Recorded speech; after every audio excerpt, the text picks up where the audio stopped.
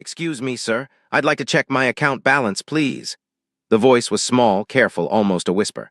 A 12-year-old girl stood at the polished mahogany counter of Sterling Heritage Trust, her hands clutching a worn manila envelope like it was the last lifeboat on a sinking ship. Her sneakers were 2 sizes too big, taped at the toe.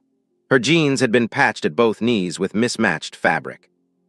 Her oversized sweater hung off one shoulder, revealing a thin collarbone and a silver chain her mother had given her the night before she died.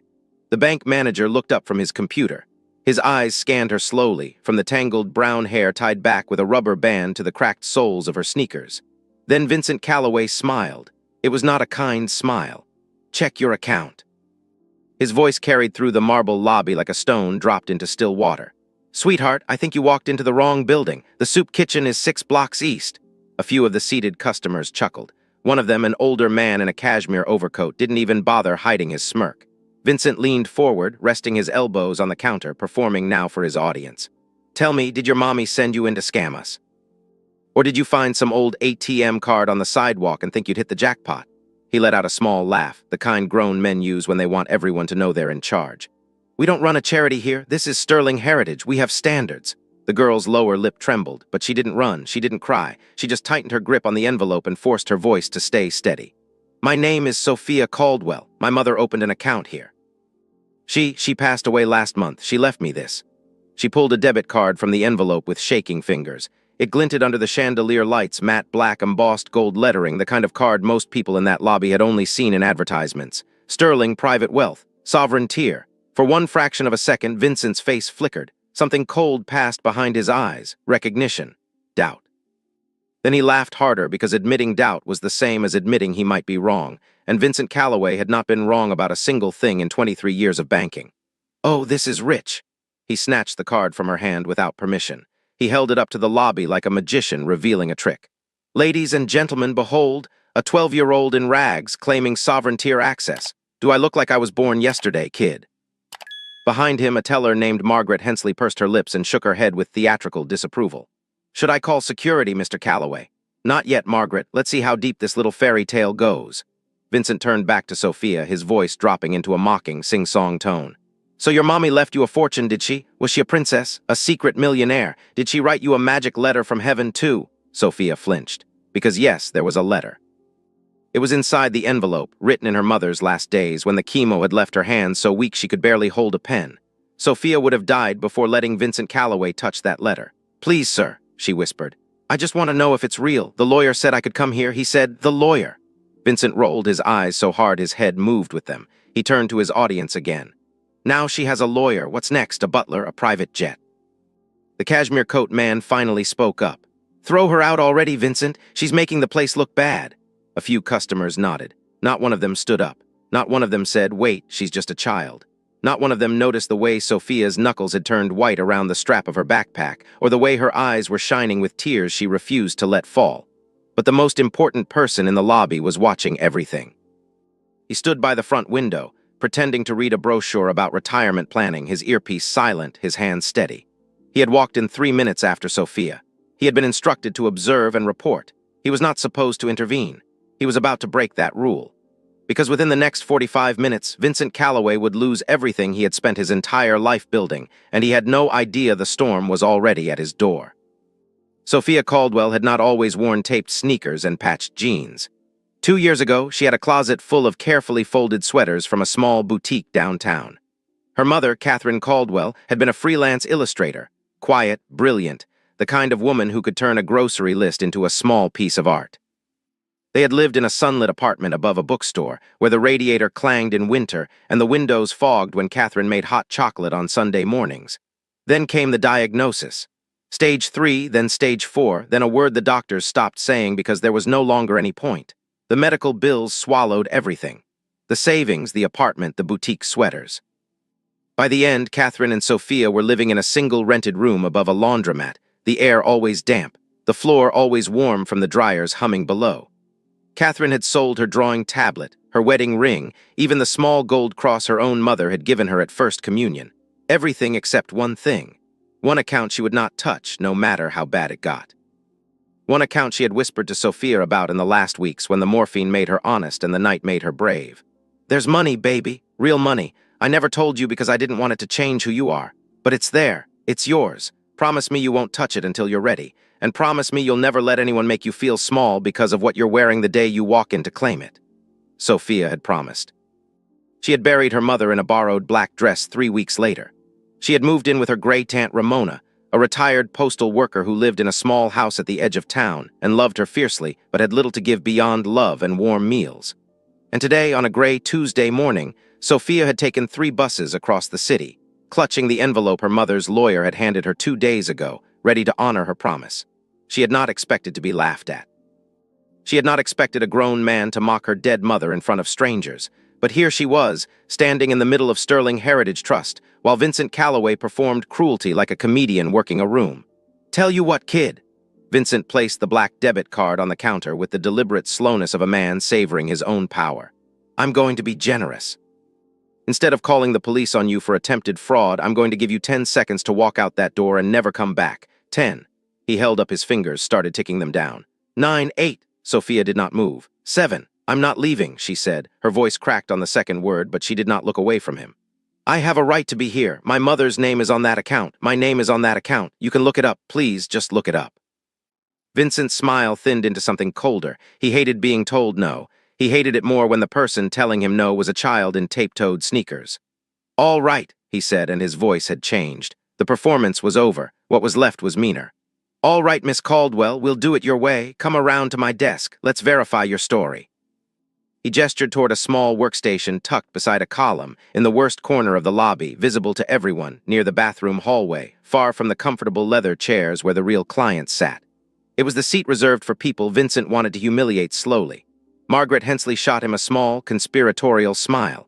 She had seen him do this before, to an elderly Vietnamese man last spring, to a young mother in a hijab last month. Margaret had laughed both times. Sophia followed him on stiff legs. She sat down in the hard plastic chair. The cushion was missing. The armrest was cracked. Behind her, she could feel the eyes of the lobby, 20 pairs of them watching the show. In the back of the lobby, a janitor named Hector Mendoza paused his mopping. He had worked at Sterling Heritage for 9 years. He had watched Vincent Calloway humiliate dozens of customers over those years, and he had never said a word, because the rent was due every month and his daughter needed orthodontia, and a man without papers does not get to speak. Hector lowered his eyes and pushed his mop in slow, careful circles. He hated himself for it. He had hated himself for 9 years. But near the front window, the man with the earpiece took one small, deliberate step closer. His silent instruction had just been overridden, not by his employer, by his conscience. He pressed a button on his watch. Somewhere across the city, in a glass tower 42 stories above the street, a phone began to ring. The phone rang in a corner office on the 42nd floor of the Hawthorne building. The view through the floor-to-ceiling windows stretched across the river, past the bridges, all the way to the gray edge of the suburbs. The office itself was almost monastically simple. A long walnut desk, 2 chairs, a single framed pencil drawing on the wall. The drawing was of a young woman laughing, her hair caught mid-toss, her eyes alive with mischief. It had been done in soft graphite on textured paper, and the signature in the corner read C. Caldwell, age 19. The man behind the desk picked up the phone on the second ring. "Talk to me, Rays." "Sir, we have a situation at the Sterling branch on Westbrook." "The girl arrived 19 minutes ago. She's been refused service. The branch manager is currently mocking her in front of approximately 20 customers. He has not run her ID. He has not pulled her account. He took her card from her hand without consent and displayed it to the lobby." There was a long, quiet pause on the other end of the line. "His name? Vincent Calloway, 23 years with the bank, branch manager for 11. Another pause. Outside the window, a flock of pigeons lifted off a rooftop and scattered into the gray sky. "Is she crying?" "No, sir. She is holding her ground, but she's 12 years old, sir, and she's alone." The man closed his eyes for one full second. When he opened them, something behind them had shifted, something quiet and deep and final. "Stay where you are. Do not intervene unless he touches her. I'm coming down." "Sir, with respect, protocol says I observe and report." "Are you authorizing me to?" "I'm authorizing you to stop pretending you're not a human being, Rays. If he raises his voice at her again, you walk over there and you stand beside her. You don't say a word, you just stand there. Understood?" "Understood, sir." The line went dead. The man behind the desk stood up. He was tall, 6'3", lean, 52 years old, with close-cropped silver hair and a face that had been described in Forbes as carved from quiet iron. His name was Daniel Hawthorne. He was the founder, chairman, and majority shareholder of Hawthorne Sterling Holdings, the private equity group that had acquired Sterling Heritage Trust in a leveraged buyout 11 years ago. He owned, by various direct and indirect mechanisms, approximately 61% of the bank where Vincent Calloway was at this very moment laughing at a child in patched jeans. He was also something else, something that was not on any public filing or any Forbes profile. He was the man who, 26 years ago, had loved a young art student named Catherine Caldwell more than he had ever loved anything in his life. He had loved her through her first gallery show and her last. He had loved her through the early years when they had nothing, and through the later years when he had everything, and she still preferred her small apartment above the bookstore and her freelance work and her quiet life. He had loved her enough to let her go when she asked him to, because she had wanted to raise their daughter without the weight of his world pressing down on her. He had honored that. For 12 years, he had honored it. He had sent the money quietly into an account in Catherine's name, an account she rarely touched, an account she had told him in her final letter would belong to Sophia someday. He had stayed away. He had attended Catherine's funeral from 100 yards back, behind a tree, in a coat too dark for the weather, watching a daughter he had never been allowed to meet stand beside a coffin and not cry. Catherine's last request had been simple. Don't introduce yourself to her with money, Daniel. Let her come to you. Let her be ready. The account will lead her when she's old enough, and when it does, be the father she deserves, not the empire. He had agreed. He had waited. He had instructed his security team to discreetly observe whenever Sophia entered any property connected to his holdings, and to alert him the moment she came to the bank. He had not expected the alert to come this soon. He had not expected her to be 12, and he certainly had not expected the first time he would see his own daughter in person, his only child, to be while she was being humiliated by one of his own employees. Daniel Hawthorne walked out of his office without his coat. He took the private elevator down 42 floors. His driver was already at the curb. He had been at the curb for 19 minutes because Ray's had radioed ahead. Sterling Heritage. Westbrook Branch, Daniel said as he slid into the back seat. And Marcus, there's no speed limit today. The car pulled into traffic. Marcus did not ask questions. He had been Daniel Hawthorne's driver for 14 years, and he had never in all of those years seen his employer's hands shake. They were shaking now. Back inside Sterling Heritage Trust, Sophia Caldwell sat in the broken plastic chair while Vincent Calloway pretended to type on his keyboard. He was not actually pulling up her account. He was opening and closing the same blank spreadsheet, making small theatrical hums and clicks of his tongue, drawing out the humiliation. Sophia Caldwell, he said slowly, as if reading something off the screen. Spelled Caldwell. Yes, sir. Date of birth, April 2nd. Year, she told him, and your mother's full legal name, Catherine Ann Caldwell, and the name of the account holder of record, my mother and me. We're both on it. The lawyer told me both names are on it. Vincent leaned back in his chair, folded his hands across his stomach, and let a long, slow smile spread across his face. You see, here's the problem, Miss Caldwell. When I type your name into our system, I get nothing. No account, no history, no record of any Catherine Ann Caldwell, which means one of two things. He held up one finger. Either you are mistaken and the very kind people at the lawyer's office sent you to the wrong bank. He held up a second finger. Or you are lying, and given the card in your possession, a card I am 99% certain was either stolen or found, I am inclined to believe option 2. Sophia's mouth went dry. That's not true. Please, just look again. Maybe you spelled it wrong. Are you accusing me of incompetence? No, I'm just, because in 23 years at this institution, I have never once mistyped a customer's name. It was a lie. Vincent had not typed her name at all. He had not pulled up a single screen related to her. The bank's actual system would have shown him in the first 3 seconds that the account did exist, that it was real, that the balance was something that would have made him fall out of his chair. But Vincent did not want to know. Vincent had already decided the truth, and the truth was that little girls in patched jeans did not belong in his lobby, and he was going to teach this one a lesson she would remember. He stood up suddenly. I'm calling security. We've wasted enough time on this. No, please, Sophia's voice broke for the first time. Please, my mother just died. I have her letter. I have the lawyer's number. You can call him. His name is Mr. Pemberton. His office is on 4th Street. Please just call him. I'm not calling anybody. You are leaving. Vincent raised his arm and snapped his fingers sharply twice. Donovan, up front, please. A heavy-set security guard near the door turned and began to walk over. His name was Donovan Pratt. He had been a guard at Sterling Heritage for 6 years. He was the kind of man who followed orders without asking questions because asking questions had once cost his older brother a job, and Donovan had learned that lesson young.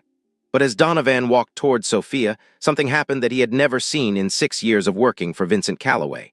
Another man stepped into his path.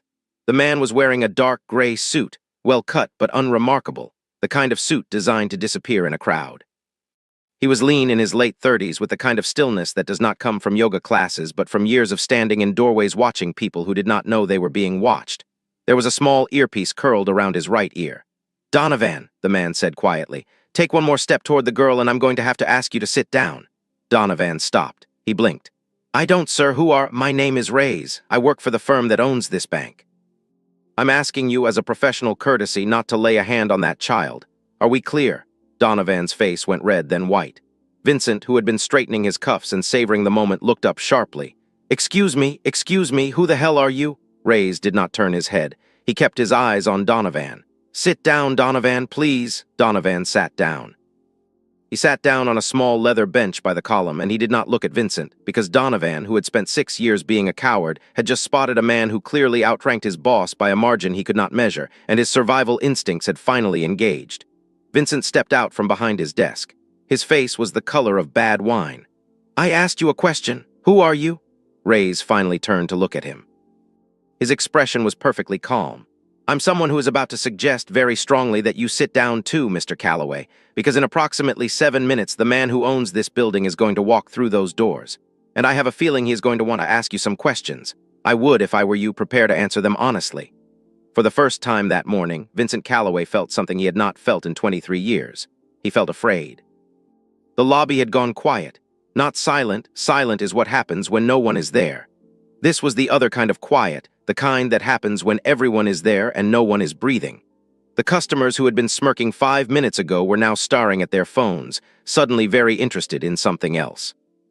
The cashmere coat man who had told Vincent to throw the child out had retreated to a corner and was pretending to study a brochure about home equity loans, holding it upside down.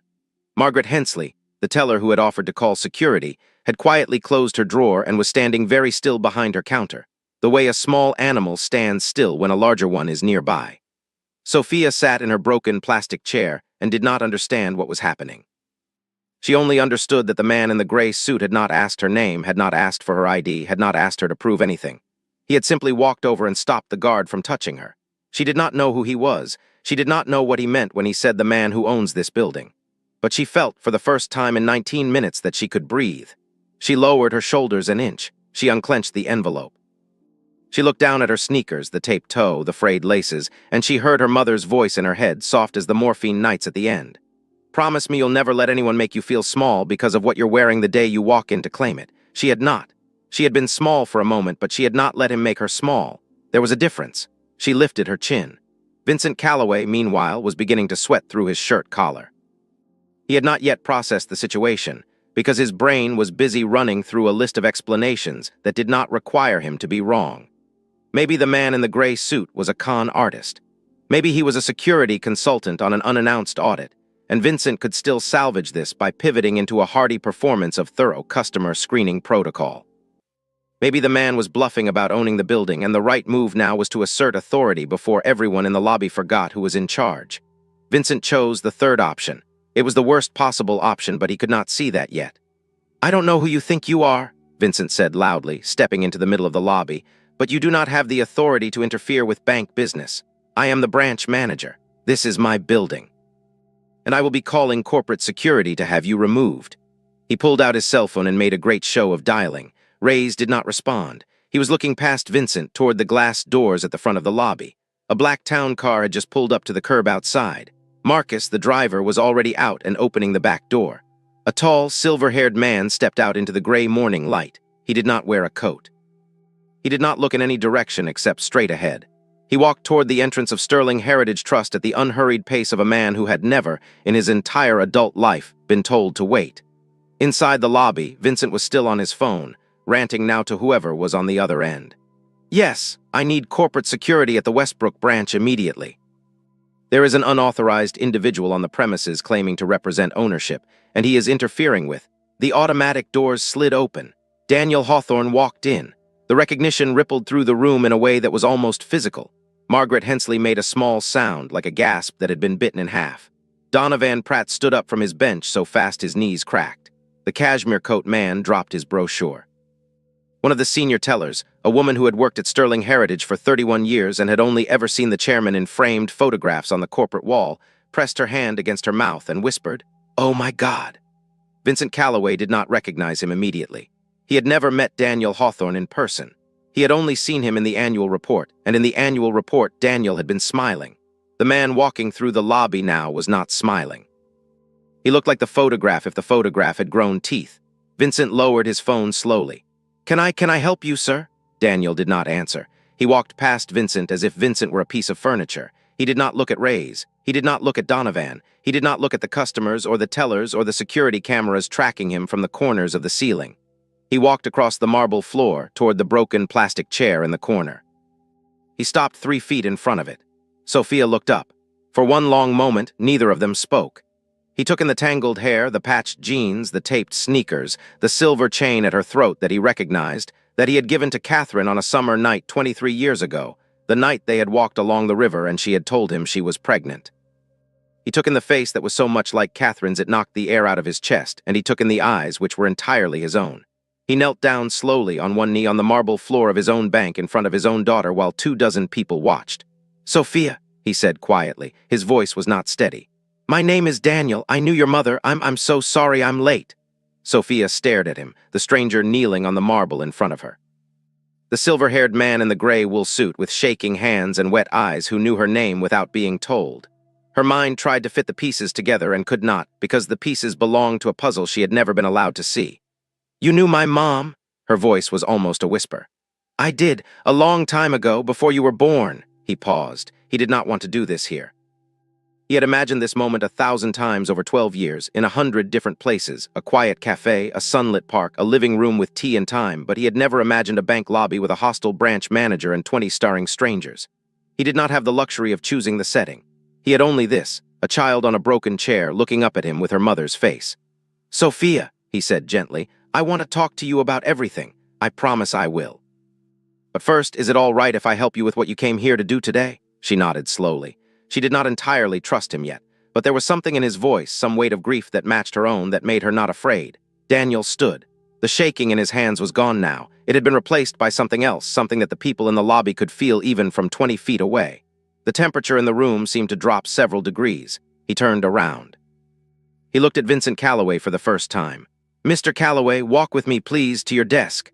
Vincent's mouth opened and closed twice. Sir, I want to apologize. I didn't realize who the young lady was. Walk with me to your desk, Mr. Calloway." Vincent walked. His legs were not quite working properly. Daniel followed him across the lobby to the small workstation in the corner, the workstation where Vincent had pretended to type Sophia's name into a system he had never actually queried. Rays followed at a discreet distance. Sophia stayed in her chair. She did not need to follow. She could hear everything from where she sat. The whole lobby could. Daniel gestured to Vincent's computer. "Pull up the account in the name of Catherine Ann Caldwell. Do it now, out loud. Narrate your steps." "Sir, there must have been a system error earlier. Narrate your steps, Mr. Calloway." Vincent sat down. His hands trembled over the keyboard. He typed Caldwell into the customer search field. 2 records appeared instantly. Caldwell, Catherine A. Caldwell, Sophia M. Joint Sovereigntier account. Active, verified. Daniel did not need to look at the screen. He already knew what was on it. He had wired into that account every month for 12 years. "Read the account balance, Mr. Calloway, out loud so the young lady can hear." Vincent's eyes flicked to the screen. His face did something complicated, went red, then white, then a strange gray color like old paper that had been left in the sun. His mouth opened. No sound came out. "Read it, Mr. Calloway."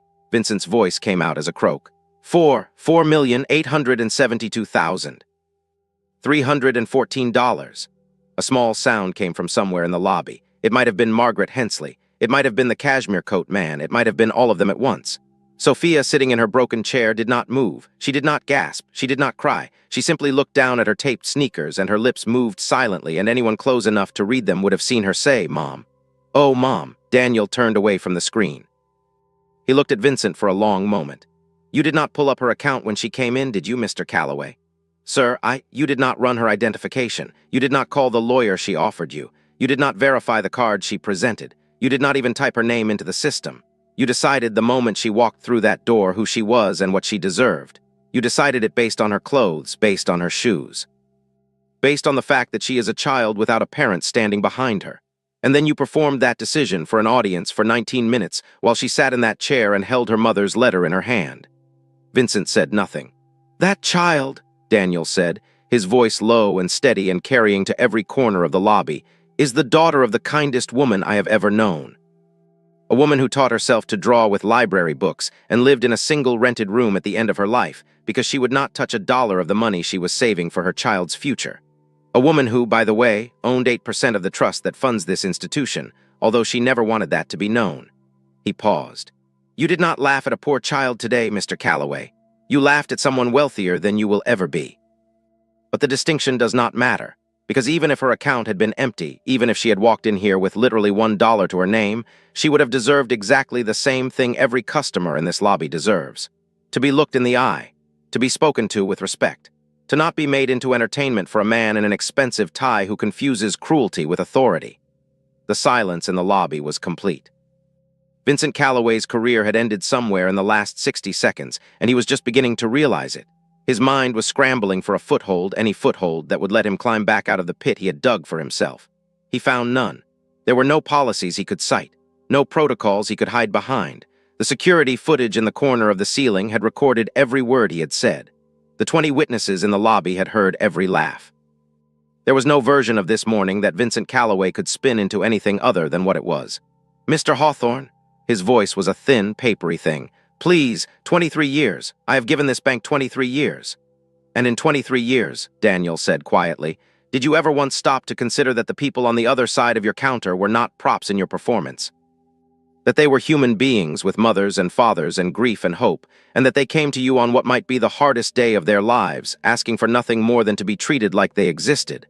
Vincent did not answer. He could not. Daniel turned to Raise. "Please call Patricia. Tell her I want her at this branch within the hour. Tell her she has my full authorization to conduct an on-site investigation, suspend any employee involved, and recommend disciplinary action up to and including termination for cause. I will personally sign off on every recommendation she makes." "Yes, sir. And Raise, please pull the security footage from this morning. All of it, time-stamped. I want a copy preserved in case Mr. Calloway or any of his colleagues decides to litigate." "Yes, sir." Vincent's head dropped. He understood now. He was not being suspended. He was not being warned. He was being ended. Quietly, professionally, irreversibly. Within 48 hours, his name would be on a list that circulated through the small, closed world of regional banking, and no institution within 500 miles would touch him. Daniel turned away from him. He had given Vincent more attention in the last 6 minutes than Vincent had earned in 23 years, and he was done. He walked back across the lobby to Sophia. He knelt down again in front of her chair so that their eyes were level. "Sophia," he said softly, "I know this is overwhelming. I know I'm a stranger to you. I know you have 1,000 questions, and you have every right to all of them, and I will answer every single one whenever you are ready. But right now, all you need to know is this. Your mother loved you more than anything in this world. The money in that account is hers, and it was always going to be yours. The lawyer your mother used, Mr. Pemberton, is a good man, and he knew exactly who I was, and he was waiting for you to be ready to come here. You did the right thing by coming. You did the brave thing, and I am so proud of you, even though I have no right yet to be." Sophia looked at him for a long time. Her eyes were dry now. There was something old in them, something that had been forced to grow up faster than any 12-year-old should have to. "Are you my dad?" she said. The question landed in the middle of the lobby like a stone in still water. Daniel's eyes filled. He did not bother to stop them. "Yes, sweetheart, I am." She did not throw herself into his arms. She did not cry. She did not, for that matter, smile. She simply nodded once slowly, the way her mother used to nod when she was processing something important. Then she reached into the manila envelope very carefully and pulled out a folded piece of paper. The letter. Her mother's last letter, written in a shaking hand on a hospital tray table at 3 in the morning. She unfolded it. She did not read it aloud. She handed it to Daniel. Daniel took it. His own hands were shaking again. He read it standing there in the middle of his own bank with his daughter watching, with 20 strangers watching. And when he reached the last line, a line Catherine had written for him alone. A line that said, "I never stopped loving you, Daniel. Please love her well." He closed his eyes and stood very still for a very long time. When he opened them, he folded the letter with the same care she had used to fold it and handed it back to her. He did not speak. He could not yet. Sophia tucked the letter back into the envelope. "Can we go home?" she said. "Yes," he said. "Yes, we can go anywhere you want." "Aunt Ramona's," she said. "I want to go to Aunt Ramona's first. She'll be worried. She made me a sandwich for after the bank, and she's probably starring at it." Daniel laughed. It came out broken, half a sob, half a real laugh, the first real laugh of an entirely new chapter of his life. "Aunt Ramona's it is." He stood. He held out his hand. She looked at it for a moment, then took it. her small fingers in his large ones. They walked together across the marble floor of Sterling Heritage Trust, toward the glass doors, toward the gray morning waiting outside. The lobby did not make a sound. Patricia Vance arrived at the Westbrook branch 53 minutes after Ray's called her. She was a small woman in her late 50s, with iron gray hair cropped short and the kind of expression that made grown men adjust their posture without being asked. She was Sterling Heritage Trust's regional director of operations, and she had spent 31 years in banking, the last 9 of them working directly under Daniel Hawthorne. And in those 9 years, she had never once seen her boss issue a directive in the tone he had used on the phone that morning. She walked into the lobby with a leather portfolio under her arm and 2 HR officers behind her.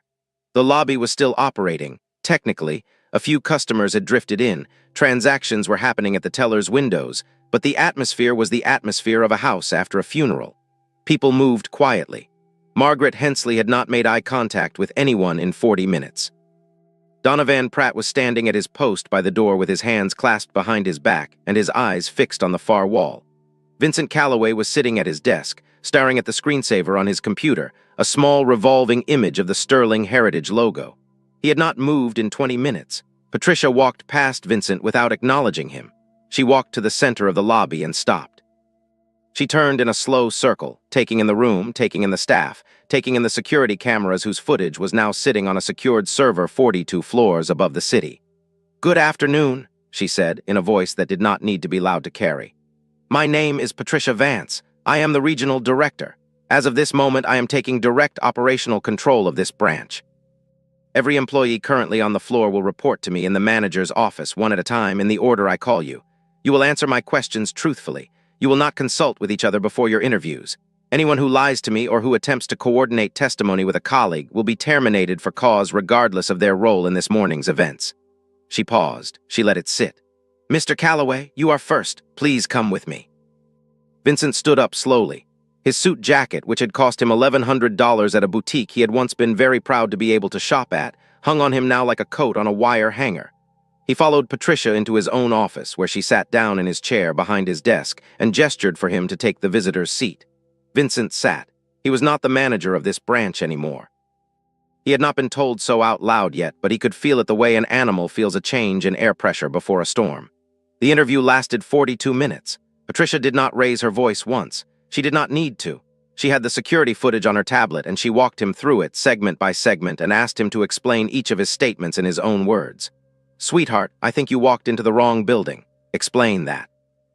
Did your mommy send you in to scam us? Explain that. We have standards here. Explain what you meant by standards." Vincent's explanations grew weaker as the interview progressed. By the end, he had stopped trying. He simply said over and over, "I made a mistake.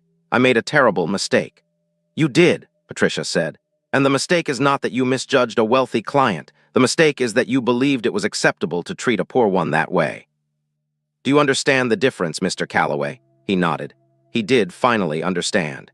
"You are terminated for cause, effective immediately. Your severance is forfeit. Your pension contributions vest at the legally required minimum and not $1 more. You will be escorted from the building by security within the next 10 minutes. You will not return.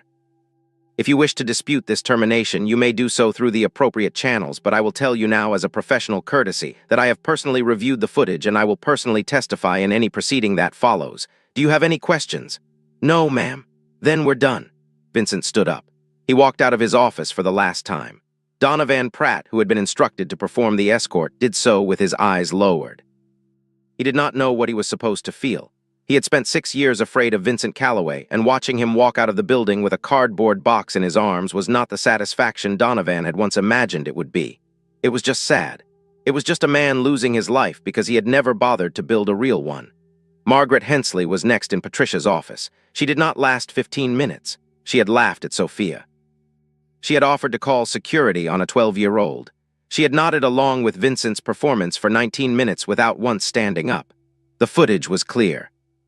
Patricia did not terminate her. Margaret had not crossed every line Vincent had, but Margaret was issued a formal final warning, removed from her position at the counter, demoted to back office work, and enrolled in a mandatory program that Patricia did not name because Patricia knew the name was less important than the experience.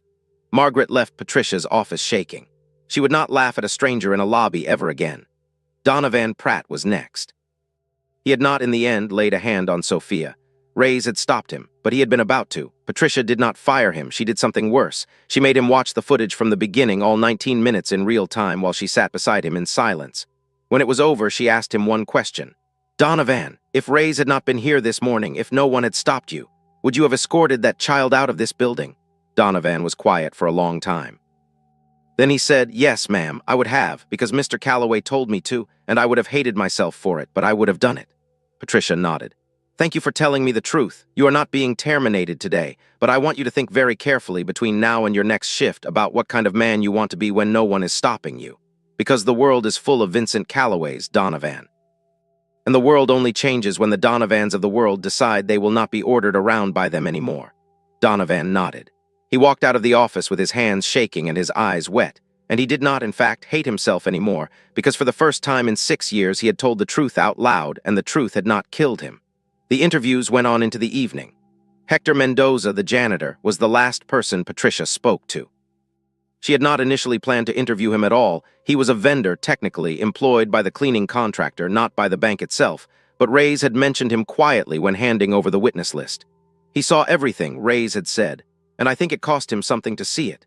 Hector sat down across from Patricia in the manager's office and held his cap in his hands. He had been crying. He had been crying off and on for 3 hours, and he had been trying very hard not to let anyone see. Mr. Mendoza, Patricia said gently, I'm not going to ask you about anyone else today. I'm not here to make trouble for you. I just want to ask you one thing. Is that all right? He nodded. You have worked in this building for 9 years. Is that correct? Yes, ma'am. In those 9 years, have you witnessed other incidents like the one that occurred this morning? Hector looked down at his cap. He turned it in his hands once, twice. When he spoke, his voice was very quiet. Many, ma'am. Would you be willing if I asked to tell me about them? Not for blame, not to get anyone in trouble who is no longer here, but so that we can understand what kind of culture has existed in this branch and so that we can make sure it does not exist anymore. Hector looked up. He was crying again. He did not try to hide it this time. Yes, ma'am, I would. I would tell you everything. I have wanted to tell someone for 9 years. Patricia closed her portfolio. She reached across the desk and put her hand on top of his. Then let's start tomorrow, Mr. Mendoza. Take tonight. Go home, eat dinner with your family. Tomorrow we'll begin and we will take as long as you need. Hector nodded. He stood up. At the door he turned and said, Thank you, ma'am. For listening. Thank you for staying, Patricia said. Through 9 years of things you did not want to see, you stayed, and today when it mattered, the truth had a witness. That is not nothing, Mr. Mendoza. That is a great deal. Hector walked out. He did not feel like a coward anymore. He felt like a man who had been waiting 9 years for someone to ask him the right question, and someone finally had. Across town, in a small living room with floral wallpaper and a television playing a game show on mute, Sophia Caldwell was eating a tuna sandwich at her great aunt Ramona's kitchen table. Ramona, a small, round woman in her 70s with a knitted shawl across her shoulders, was sitting across from her, hands folded, watching her eat. Daniel Hawthorne was sitting at the third chair, his suit jacket draped over the back, his tie loosened, his hands wrapped around a chipped mug of coffee that Ramona had poured him without asking whether he wanted one. Ramona had not been entirely surprised to see Daniel. Catherine had told her years ago, in a quiet kitchen conversation that had lasted past midnight, everything there was to tell. Ramona had been keeping the secret for 12 years. She had not been keeping it because Catherine had asked her to exactly. She had been keeping it because Catherine had trusted her to know when the time was right to stop keeping it, and Ramona had decided the time was right when Sophia herself decided. Now Sophia had decided, sort of. The bank had decided for her. And Ramona, watching her great-niece eat a sandwich across the table from a father she had never met, was not angry and she was not afraid. She was simply waiting to see what kind of man Daniel Hawthorne actually was, now that he had finally been allowed in the door. So far she approved. He had taken off his shoes at the entrance without being asked. He had asked her permission before sitting down. He had not tried to fill the silences with words. He had let Sophia eat. He had said, when Ramona asked if he wanted sugar in his coffee, whatever you have is fine, ma'am, thank you. He had called her ma'am. Ramona, who had been called many things in 73 years and had stopped being called ma'am sometime around the early 90s, was warming to him quickly. Sophia finished her sandwich. She wiped her mouth with the napkin Ramona had set out. She looked at Daniel.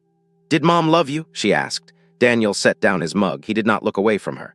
Yes, she did, and I loved her very much. We wanted different lives, Sophia. She wanted a quiet one. I had built a loud one, and by the time I would have been willing to leave the loud one behind, she had already made her quiet one work without me. She told me she was happy. I believed her, and I think she was. I think you were a very big part of that. Why didn't she tell me about you? I think because she was waiting for you to be old enough to ask. Sophia nodded slowly. She thought about that for a while, then she said she used to draw a man sometimes in her sketchbook. He had silver hair. I asked her once who it was, and she said it was nobody, but she smiled when she said it. Daniel's eyes filled again. He did not try to stop them this time either. Ramona quietly stood up and went to put more water in the kettle, because Ramona understood that there are moments in a man's life when he needs to be allowed to cry without an audience pretending it isn't happening. I'd like to see those drawings someday, Daniel said softly, if you'd ever be willing to show me. Okay, Sophia said, I'll show you. 6 years passed.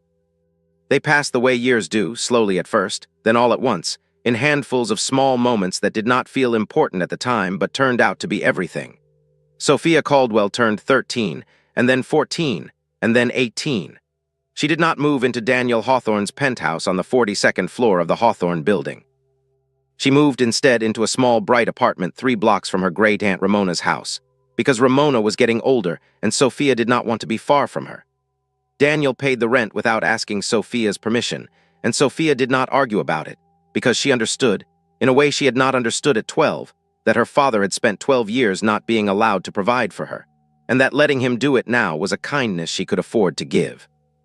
She enrolled in a small private school that emphasized art and writing. She did well there. She did not flaunt her circumstances. Most of her classmates did not know who her father was because Sophia had requested very firmly that her last name remain Caldwell, and Daniel had honored the request without hesitation. She kept her mother's silver chain around her neck every day. She kept the taped sneakers in a glass display case on the bookshelf in her bedroom, next to a framed photograph of Catherine laughing in a sunlit kitchen. Daniel changed too. He did not retire, he was too young for that, and the empire he had built employed too many people for him to walk away from it without responsibility, but he restructured his schedule. He stopped traveling on weekends. He cleared every Sunday afternoon for Sophia, no matter what. He learned to cook 3 things, pasta, eggs, and a soup that Ramona taught him over the course of an entire Saturday. And he made one of those 3 things every Sunday at Sophia's apartment, and they ate it together at her small kitchen table, and they talked about her week, and his week, and about Catherine, and about everything they had not been allowed to share for 12 years. The Sterling Heritage branch on Westbrook reopened with new staff and a new manager.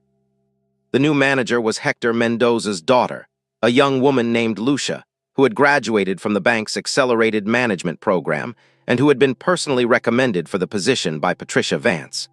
Hector cried at her swearing-in ceremony.